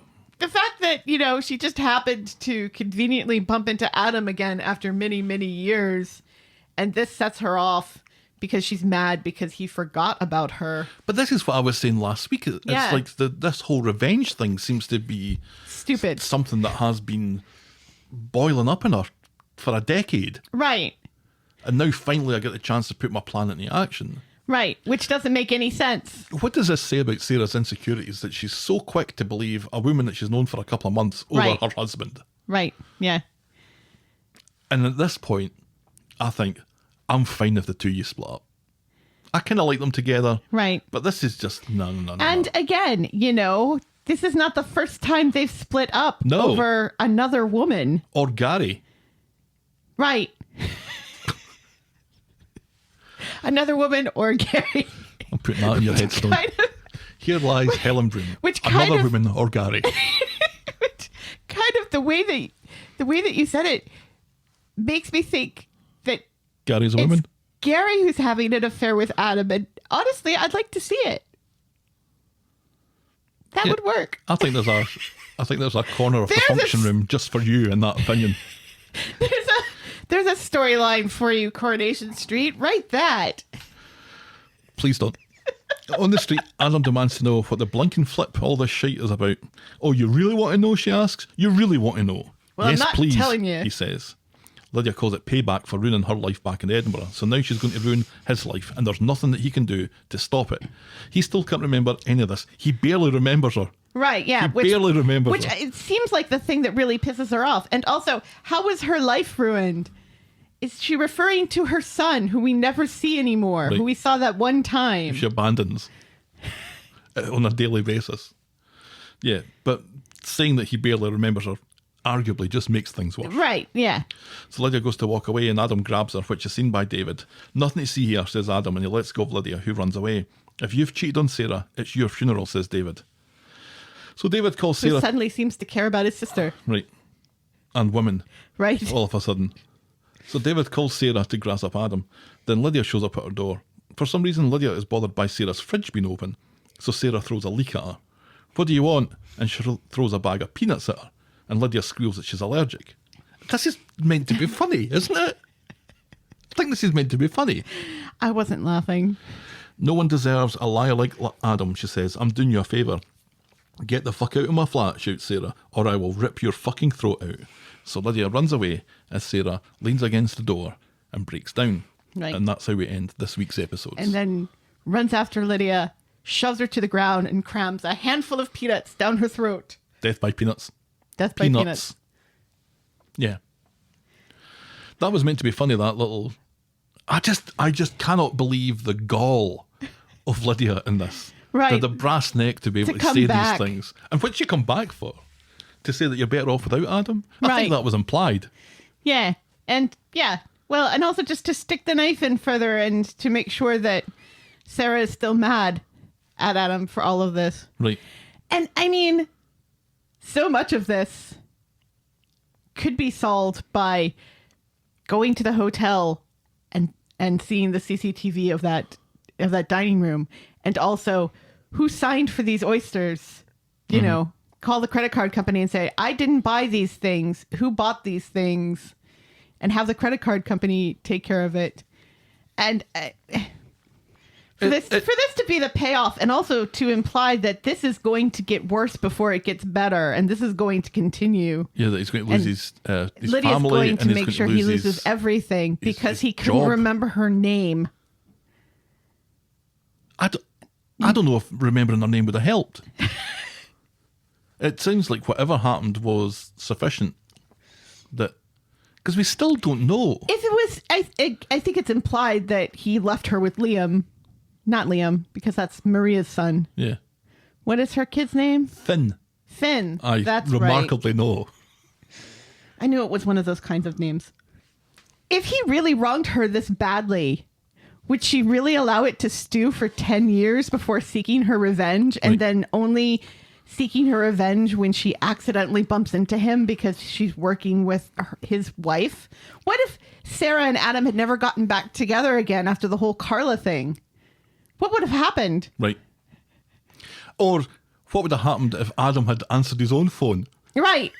Yeah. None of this would have happened. Exactly. Exactly right. You know, That whole Valentine's Day plan would have just been completely scuppered by Right. Adam answering his own phone. And so what are the saying- odds on Adam answering his own phone when it rings? and saying, I don't know what the fuck you're talking about. I didn't lose a watch. Click. Goodbye. Right. And then that's the end of it. That's it. Then Sarah doesn't go looking through his receipts, doesn't go looking through his bank statements. Right. He goes looking through his bank statements and goes, I don't What the hell recognise any is of this? Yeah. So for this plan to work, Adam's phone needs to be answered by Sarah, and Adam's mail needs to be opened by Sarah. And also, Adam and Sarah have to get married, and Sarah has to go work at the Knicker factory, and Sarah has to form a Punch working... herself in the face with her microphone. Oh, no. And Carla has to be unavailable on the day when they're meeting Gavin. So Sarah has to take that meeting. Again, I thought you were talking about me. And then Sarah and Lydia have to form a friendship over the fact that they both have young sons. Right. And Sarah has to invite Lydia to the Christmas fair. And Adam has to walk by, and Sarah has to introduce him as her husband. And Adam has to forget that he had a relationship with Lydia for a couple of months back in Edinburgh. That's right, because if Adam can remember this, and if Adam can remember how he supposedly ruined her life, he can be telling Sarah this. Look, I've treated her pretty badly, and Right. all this sort of stuff happened. It was a shame that it happened. It wasn't really all my fault. She definitely thinks it was my fault. Right. She's no friend of yours. No, This is I think a house of cards built on sand here. absolutely. This plan is the fact that we've managed to avoid any detection or any scuppering elements from this plan and managed to get to this point. Right. Is frankly, it's Powerball lottery winning chances of getting to this point. Right, yeah. Oh, yeah. Anything else to say about that? Lydia is not going to Portugal. She's not going to Portugal. No. She's not getting a ticket. No. I'm so sorry. As soon as you said about her and Jacob, the actors being siblings, they do have a very similar face. They have the and same particular nose. Yeah. The shape of their heads is different. Once though. you see it, you can't unsee it. Yeah. So it kind of makes sense to have them related. Well, pretty much. But they're not, obviously. No. Yeah. And, you know, what's his name who plays Adam is right. This gets old pretty quickly, and I'm sure it gets old pretty quickly, not just for us in the audience, but also for the actors who have to do this sort of thing over and over and over again. And it can't be fun for them. Yeah, let's quickly talk about that and then we can be done with this. But it's a bit of a bombshell, Right. that story. If he's not been taken out of context and this hasn't been something that's made up, he's basically saying that we're followed by Melanie Blake, a former agent to the stars, Right. who knows how the business works, right? And she says this is him basically saying that he's considering quitting. That's what this means. Over a storyline. Right.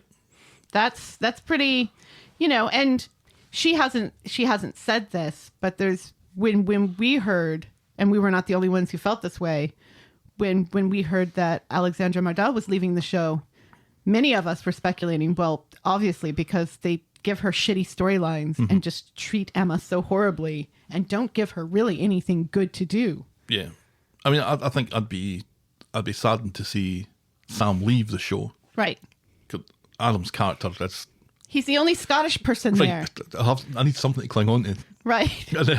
And there are no Irish. There's no Welsh, except for the quads. But you've got to go where you're being challenged, where your character is developing, where you're getting new things to do, where it's being kept fresh. If you're being the same character for an extended period of time, it needs to be kept fresh. And if he's feeling that, and let's be honest, he's correct that he's feeling this. Yeah. If he's feeling that he's getting the same storylines and the same things to come out of his mouth over and over again. I mean, Tina O'Brien must be feeling the same way. I'm not going to speak for her, but no. She's been the counterpoint to that storyline, for the two of them have been bickering since forever. Right, yeah. And going through the same motions over and over and over here again. we thought we were going to get like a nice storyline where they get pregnant and, give them a happy storyline for once. But these aren't isolated characters. That are, like you said, like with Emma and with some of the longer serving ones, I think probably Chesney and probably Kirk and probably Beth and probably a few others are characters who haven't had anything new to do for such a long time that they've got to be thinking, well, do I continue doing this and not really getting job satisfaction, or do I find something new to do? To just walk down the street, say one line, and then they're done for the day. Right. Like once every other week. And, honestly, every time somebody leaves the show, after they've left the show and they're doing interviews, every single time they say something like, well, I wanted to get out there and try something new, try something different. And I feel like every time that's just a polite way of saying, I was bored with my job and I wanted to get out because they weren't giving me anything challenging or new to do. And this is a job. This is not like, working retail. No.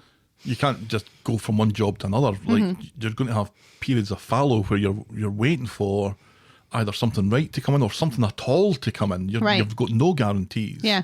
But you would rather do that than have the stability but boredom of what you were doing. Right. I think that speaks volumes. Yeah. And I think it's mostly the younger members. Right. Because, honestly, it's got to be boring for him, but I can't see Kirk leaving the show at this point in his life. No, because what would you do? What else are you going to do? Yeah. You'd be kind of typecast into the same roles over and over again if you got any work at all. I mean, God, you've got Coulson and Ben Price and Jack P. Shepherd doing Sofa Cinema Club on the side. Yeah. And Ben and Jack making these little movies together as well, and writing things and staying within the stability of the show, but also doing other things. And I think this is why people from the show are constantly doing things like Dancing on Ice. It's to get out and do something a little different every once in a while, and now that Sally Divenar has a connection with Bridgerton and Netflix and Shonda freaking Rhimes, I'm sure it's tempting to say to Phoebe over dinner one night, hey, do you think maybe they could write me in? Right. I wouldn't blame her. No. Well, that was the week Although Sally at least gets some interesting things to do still. That was the week that was Coronation Street then. Yeah, it was. I thought it was a better week. It was better than last week. Last week was a low, let's be honest. Last week was appalling. This week still gave me something to swear about, though. I did notice. Yes. And actually, I feel like I was more sweary this week because... No, you weren't. Because this made me indignant and didn't make me sad and didn't trigger me the way last week did. Yeah. This just made me fucking furious. This week was a no-tears formula. Yes. Yes. No tears were shed over Kev. Because why would they be? Right. He's a dick. But here's the question, though, Helen. Yes? What was your moment of the week? What was my moment of the week? Let's see now. I liked the robot scene. That was nice. Robot. If you want Summer should have showed up, though. Destroy my sweater. I did like, and I did laugh an awful lot over the whole Stu thing. It was fun to see Stu given something to do and interacting with more people Yep. on the street. And also becoming for friends with people. That was right. nice. And also for Ed to show up. Yeah. Right. We got to see 2 Baileys this week and a reference to another one. So it's always good when at least a few of the Baileys show up in other people's storylines and they're not talking about racism. It's good. It's good. More of that, please. Your moment of the week. More Baileys. So that's got kind of moment of the week potential. And also Steve's toenail hitting Tracy in the face. That made me laugh an awful lot. Yeah, that's not. Let's not say that's not moment. That's kind of the way I'm leading because we need something funny. The show needed a humor storyline. Let's be honest, because everything else has just been shitty. Let me throw something out there and then crappy for you to piss all over. Triggering and stupid. We've been saying for a while, or we've been looking for a reason to give moment of the week in this direction, and I think we were finally given it. Oh yes, because Joseph and Granny Linda together in Nina's roles was a lovely wee two-handed scene. When is this going to get better? Yep. Yeah. What needs to change? What needs to change? Yeah. All right. Yes. Yes, Joseph. We've done it. Joseph. We did it. We did it. We gave you and your cute little freckles moment of the week. Moment of the week. Freckles. Superb. And that's not just a platitude. That was a great. It was a great scene. He's a great wee actor. I'm so glad we're finally getting a chance to see it. And we've talked about chemistry and characters working together. Than his sister. Him and Granny Linda together, you believe in them. Right. Right? And I think that speaks volumes. Linda reminds me of Karen a little bit. Just a little bit. I can see that. Yeah. Come on now, you're step up a lot. Now it's time for me to cry. Your boring moment of the week. Is it Daisy trying to get Daniel to be indignant about apostrophes? Is it Ken putting the apostrophes in? That's not really what he was doing. That's what he said. I thought he was organizing something. No, he said he went in and put the apostrophes into all those papers that were a week old. And I don't know if either they've changed scenes around or they've just lost track of what were headlines, because that was a headline from last week. But see, this is the thing, and I mentioned this on Twitter this week. Dev can travel through time. These legendary characters that they're keeping off the show because of COVID, and then they trot them out and expose them to people just for stupid shit like this, and then they trot them back out again because we don't see Ken again for the whole wine tasting, which is a scene he absolutely should have been in. But who wouldn't be interested in the plot twist of Dev being able to travel through time? Now I'm interested. Is it Kenny's apostrophes? Yes, it's Ken and his apostrophes. That's Boring moment of the week. Give the man something better to do. If you're going to expose him to get COVID again, which he's already had once. Let's wrap this one up then. Huh. If you want to drop us a line, you can get us at thetalkofthestreet@gmail.com. We're at Corrie Podcast on Twitter, Facebook and Instagram. You can shout me and Helen a coffee by heading to ko-fi.com/thetalkofthestreet. That's ko-fi.com. Check out the clicky section of vogo.co.uk for links to our merch store and YouTube channel. And if you're so inclined, please leave a rating and a review on the iTunes or your podcast provider of choice. Thanks for making it to the end of another episode. And we will be back next week with more Talk of the Street. Bye. The Talk of the Street. Cheerio.